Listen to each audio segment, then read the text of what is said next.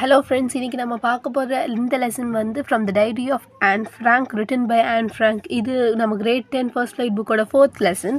இதில் எதை பற்றி டீல் பண்ணுறாங்கன்னு பார்த்தீங்கன்னா, ஆன் ஃப்ராங்க் அப்படின்ற ஒரு 13-year-old கேர்ளோட டைரியிலேருந்து இருக்க கண்டென்ட்ஸை தான் நம்மக்கிட்ட சொல்கிறாங்க. ஸோ டைரி அப்படின்னா என்னது, யூஸ்வலாகவே ஒரு நாள் நைட்டில் அந்த நாளை சமப் பண்ணி டெய்லி இந்த மாதிரி ப்ராக்டிஸ் வச்சு டைரியை அதை வந்து சேவ் பண்ணி வச்சுருப்பாங்க. சில பேர் வந்து ஸ்பெஷல் அக்கேஷன்ஸ், ஃபெஸ்டிவல்ஸ் இல்லை ஏதாவது ஒரு இன்சிடென்ட்ஸ் டைமில் மட்டுமே டைரி எழுதுறது ஒரு நல்ல ஹேபிட்டாக வச்சுருப்பாங்க. இது மூலமாக அவங்க வந்து ஃப்யூச்சரில் அவங்களோட பாஸ்ட்டை பார்க்க முடியும். அவங்க எவ்வளோ ஹாப்பியாக இருந்தாங்க, என்னெல்லாம் நடந்துச்சு அவங்க லைஃப்பில் அப்படின்னு அவங்களே திரும்பி பார்க்கறதுக்கு ஒரு சான்ஸும் கிடைக்கும். பட் இவங்க வந்து ஒரு ஹாலோகாஸ்ட் விக்டிம். ஹாலோகாஸ்ட் விக்டிம் அப்படின்னா என்னன்னு பார்த்தீங்கன்னா, ஹிட்லர் நாசிசம் அந்த டைமில் ஹாலோகாஸ்ட் அப்படின்றது ஜூயிஷ் பீப்புள் அண்ட் இன்னும் சில பேர் இருக்காங்க, அவங்கள மட்டுமே டார்கெட் பண்ணி அவங்கள வந்து பியூரிஃபை பண்ணணும் அப்படின்னு சொன்னாங்க. இதுக்கு ரீசன் என்ன அப்படின்னா, ஹிட்லருக்கு வந்து ஜெர்மனில் இருக்கிற ஜெர்மன் ஆரியன்ஸ் தான் அவங்களுடைய ஒரிஜினல் ரேஸ், ஒரிஜினல் பீப்புள் அங்கே இருக்கவங்க. ஸோ ஜூயிஷ் பீப்புள் வந்து அங்கே இருக்கக்கூடாது, அவங்க ஒன்றா அந்த இடத்த விட்டு போகணும், இல்லைனா அவங்க வந்து அவங்கள ரிமூவ் பண்ணணும் அப்படின்றதுக்காக அவங்கள வந்து கான்சன்ட்ரேஷன் கேம்ப்ஸில் ஹிட்லர் வந்து போட்டார். இப்போ கான்சன்ட்ரேஷன் கேம்ப்ஸில் வந்து பாய்சனஸ் கேஸோ இல்லை எலக்ட்ரிக் ஷாக் இந்த மாதிரி ஏதாவது ஒரு விஷயம் மூலமாக அது வந்து அவங்கள டு த கோர் ரொம்பவே டார்ச்சர் பண்ணுச்சு. அண்ட் அதோட நிறைய பேர் இந்த காரணமாக இறந்தும் போகிறாங்க. ஸோ இந்த மாதிரி ஒரு விக்டிமாக இந்த ஜூயிஷ் கேர்ள் ஆன் ஃப்ராங்க்குமே வந்து மாட்டிக்கிறாங்க. ஸோ இவங்களுடைய டைரியில் இந்த மாதிரி மித்த நிறைய ஜூயிஷ் பீப்புள் எப்படி சஃபர் ஆனாங்க அப்படின்றதோட நல்ல ஒரு வியூ கிடைக்குது. பட் இந்த பாட்டை பற்றி தான் நம்ம இந்த ஸ்டோரியில் பார்க்க போகிறோமா அப்படின்னு கேட்டால் கிடையாது. இவங்களுக்கு அந்த புக்கு கிடச்ச டைமில் இவங்க கொஞ்சம் பெட்டராக தான் இருந்தாங்க. ஸோ அந்த டைமில் அவங்களோட ஸ்கூலில் நடந்த இன்சிடென்ட்ஸ் பற்றிலாம் தான் இந்த லெசன் டிஸ்கஸ் பண்ண போகுது. ஸோ லெசனுக்குள்ளே போகிறதுக்கு முன்னாடி இவங்க யார் என்ன அப்படின்னு பார்க்கணும். நான் சொன்னேன் இல்லையா, ஹாலோகாஸ்ட் விக்டிம். அவங்க வந்து 16 இயர்ஸ்லேயே அந்த நாசிசம் அண்ட் அதோடைய ஹாலோகாஸ்ட் பாலிசிஸ்னால அவங்களும் அவங்க சிஸ்டரும் ஏர்லி ஏஜ், இவங்க 16 இயர்ஸ்லேயே வந்து இறந்து போய்ட்றாங்க. ஸோ இவங்களோட டைரியை கண்டுபிடிச்சி அதை பப்ளிஷ் பண்ணும்போது அந்த டைரியில் எவ்வளோ ஒரு மெச்சூரான இன்சைட் இருந்திருக்கு, ஒரு சின்ன பொண்ணு மாதிரி இல்லாமல் எவ்வளோ நல்ல மெச்சூரான ஐடியாஸ் கொடுத்துருக்காங்கன்றதை வச்சு தான் இந்த ஸ்டோரி இருக்குது. ஸோ ஃபஸ்ட்டு இவங்க யார் அப்படின்னு பார்க்கலாம். Anneliese Mary Anne Frank அப்படின்றவங்க was a German born Jewish girl. அவங்க ஒரு ஜூயிஷ் கேர்ள். ஸோ அவங்க இந்த டைரி எப்போ எழுதுறாங்க அப்படின்னு பார்த்தீங்கன்னா, while hiding with a family and 4 friends in Amsterdam. இங்கே ஆம்ஸ்டர்டாம்ன்ற இந்த பிளேஸ் வந்து எங்கே இருக்குது, நெதர்லாண்ட்ஸில் இருக்குது. ஸோ இது வந்து ஜெர்மன் ஆக்குபேஷன் டைமில் அவங்க நெதர்லாண்ட்ஸ்க்கு போயிருந்தாங்க. ஸோ ஆல்ரெடி ஜெர்மன் ஆக்குபை பண்ணுறாங்க அண்ட் அவங்க இந்த மாதிரி சில பாலிசிஸ்லாம் வச்சுருக்காங்கன்னு தெரிஞ்ச உடனே இவங்க லைஃப்பை சேவ் பண்ணிக்கிறதுக்காக நெதர்லாண்ட்ஸ்க்கு மூவ் ஆகி போகிறாங்க. During the World War II, her family had moved to Amsterdam after Nazis gained power in Germany. ஜெர்மனியில் தான் அவங்க ஃபஸ்ட் இருக்காங்க. ஆனால் நாசிஸ் அங்கே அதிகமான அவங்க பவரை எஸ்டாப்ளிஷ் பண்ணும்போது இவங்க அவங்க லைஃப்பை சேவ் பண்ணுறதுக்காக நெதர்லாண்ட்ஸ்க்கு போகிறாங்க. But were trapped when Nazi occupation extended to Netherlands. ஆனால் நெதர்லாண்ட்ஸ்க்குமே நாசி ஆக்குபேஷன் வருது. அதனால இவங்களை ஈஸியாகவே அங்கேருந்து கண்டுபிடிச்சிடுறாங்க. as ப்ரீக்யூஷன்ஸ். ஸோ இவங்க இருப்பாங்க, இந்த மாதிரி ஜூயிஷ் பீப்புள் இங்கேயும் இருக்காங்க அப்படின்னு கண்டுபிடிச்சிடுறாங்க. இப்போ இவங்களால ஃப்ரீயாக இருக்க முடியாது. அதுதான் இங்கே ட்ராப்டுக்கு மீனிங். அதாவது அவங்க மாட்டிக்கிட்டாங்களான்னு கேட்டால் நாட் கம்ப்ளீட்லி, பட் அவங்களுக்கு த்ரெட் அதிகமாக இருக்குது.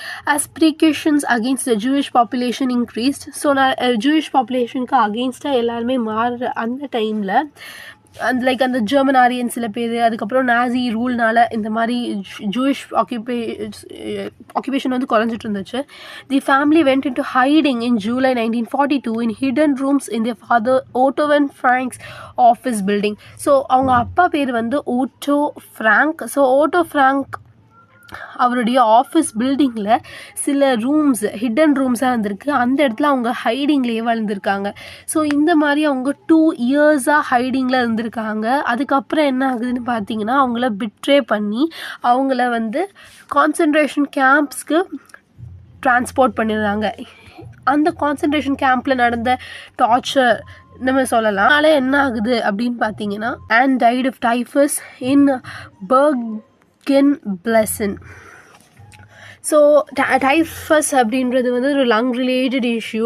ஸோ அந்த கான்சன்ட்ரேஷன் கேம்பில் நடந்த டார்ச்சர் இல்லை இது மூலியமாகவோ அவங்களுக்கு வந்து டைஃபஸ் வந்துடுது. அது மூலமாக அவங்க இறந்துடுறாங்க within days of a sister Margaret Frank. So அவங்க சிஸ்டர் பேர் மார்கரெட் ஃப்ராங்க். அவங்க சிஸ்டர் இறந்து கொஞ்ச நாட்கள்லேயே இவங்களும் இறந்துடுறாங்க.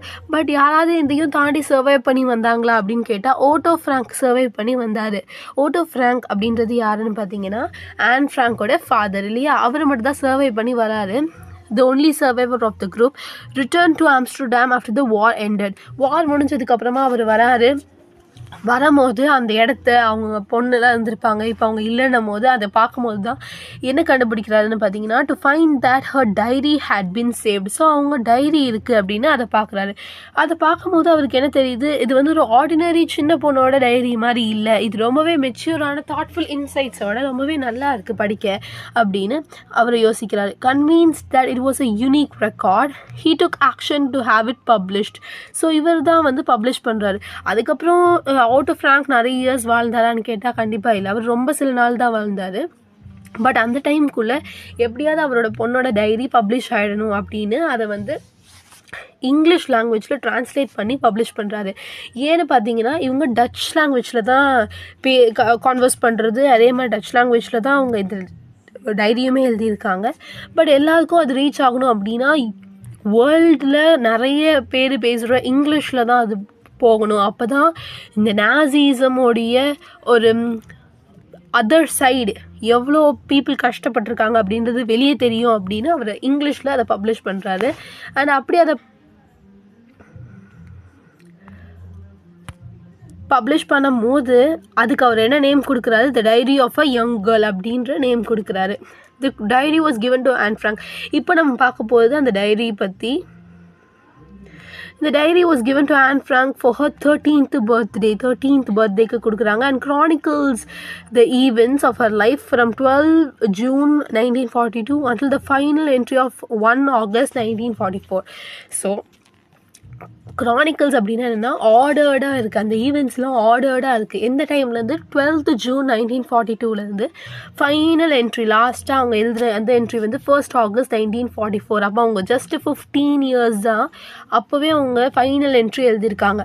ஸோ அதை எப்படி நம்ம எடுத்துக்கலாம் அப்படின்னு பார்த்தீங்கன்னா, மேபி அவங்க வந்து ரொம்ப சீரியஸான ஹைடிங்க்கு இருந்திருக்கலாம், இல்லை அவங்கள வந்து டிரான்ஸ்போர்ட் பண்ணிவிட்டு போயிருக்கலாம். It was eventually translated from original Dutch to many languages and became one of the world's most widely read books. So இது வந்து நிறைய லாங்குவேஜஸில் ட்ரான்ஸ்லேட் பண்ணிட்டாங்க. அதுக்கப்புறம் நிறைய மக்களுமே அதை படிக்க முடிஞ்சுது. There have also been several films, television and theatrical productions and even an opera based on the diary. So இந்த டைரியை பேஸ் பண்ணி பார்த்திங்கன்னா இந்த டைரியை வச்சு நிறைய ஃபிலிம் எடுத்திருக்காங்க. பிகாஸ் அந்த சீன் எப்படி நடக்குது எல்லாம் தெரிஞ்சனால, எவ்வளோ அவங்க வந்து பெயின் அனுபவிச்சிருக்காங்கன்னு தெரிஞ்சனால அதை வச்சு நிறைய ஃபிலிம் கொண்டு வந்திருக்காங்க. டெலிவிஷன் அண்ட் தியேட்டிக்கல் ப்ரொடக்ஷன்ஸ் எல்லாமே அதே மாதிரி விஷயங்களை தான் சொல்லுது. அண்ட் ஈவன் அன் ஒப்பேரானா என்னது, அந்த மியூசிக் கான்சர்ட்ஸ் மாதிரி இருக்கு இல்லையா, அந்த மாதிரியுமே கொண்டு வந்திருக்காங்க. தட் இஸ் ஸ்டோரி ஓரியன்டாக இருக்க மியூசிக் கான்செப்ட்ஸ், மியூசிக் ப்ரொடியூஸ் பண்ணி அவங்க வந்து அந்த நடந்த இன்சிடென்ட்ஸை நரேட் பண்ணுவாங்க based on the diary. So இவங்களோட டைரியை வச்சு தான் இந்த எல்லாமே நிறைய இந்த மாதிரி செஞ்சுருக்காங்க. Described as the work of a mature and insightful mind, the diary provides an intimate examination of daily life under Nazi occupation. So இதை வந்து எப்படி சொல்கிறாங்கன்னா, ஒரு மெச்சூர் அண்ட் இன்சைட்ஃபுல் மைண்டு. ஒரு சின்ன பொண்ணாக இருந்தாலும், ஒரு ஜஸ்ட் ஒரு 13 years ஓல்டான ஒரு பொண்ணாக இருந்தாலும் அவங்களோட ஐடியாஸ் எப்படி இருந்துச்சு, ரொம்பவே மெச்சூராக அண்ட் அவங்களுக்கு ஒரு நல்ல இன்சைட்ஃபுல் மைண்ட், அவங்களுக்கு வந்து நல்ல ஒரு ப்ரெடிக்டிவ் மைண்ட் சொல்லலாம். எல்லாமே மெச்சூர் அப்படின்றது தான் குறிக்குது. The diary provides an intimate examination of daily life under Nazi. So அந்த டைரி எதை பற்றி சொல்லுது அப்படின்னா, ஒரு life under Nazi occupation. Nazis வந்து ஜெர்மனி அண்டு சரௌண்டிங் ஏரியாஸை பிடிச்ச போது அந்த ஒரு ரூலில் இருந்த மக்களோட லைஃப் எப்படி இருந்துச்சு அப்படின்றத அது தெளிவாகவே காட்டுது. Anne Frank has become one of the most renowned and discussed of the Holocaust victims. So Anne Frank வந்து மோஸ்ட் ரெனவுன்னா நான் எல்லாரையும் விடையுமே நிறைய ஹாலோகாஸ்ட் விக்டிம்ஸ் இருக்காங்க. நிறைய பேரோட டைரிஸோ இல்லை அவங்க லெட்டர்ஸோ இந்த மாதிரி வெளியே வந்திருக்கு. பட் எல்லாரை விடையுமே ஆன் ஃப்ராங்க் வந்து ரொம்பவே ஃபேமஸான and discussed of the Holocaust victims. இவங்களை பற்றி தான் நிறைய பேர் பேசியிருக்காங்க. ஸோ இவங்க ரொம்பவே ஃபேமஸான ஒரு ஹாலோகாஸ்ட் விக்டிம் அப்படின்றது தான் சொல்லுது. ஸோ இதுதான் இன்ட்ரொடக்ஷன் பிஃபோர் யூ ரீட் அப்படின்ற இந்த டாப்பிக்கில் இருக்குது. இப்போது நமக்கு ஆன் ஃப்ராங்க் யார், எப்படிப்பட்டவங்க எல்லாமே தெரிஞ்சிச்சு. ஆனால் இந்த ஸ்டோரி நான் முன்னாடியே சொன்ன மாதிரி இதை பற்றினது கிடையாது. அவங்க இது எல்லாமே ஆரம்பிக்கிறதுக்கு முன்னாடி அவங்க ஸ்கூல் லைஃப்பில் அவங்க எவ்வளோ ஃபன் என்ஜாய் பண்ணியிருக்காங்க.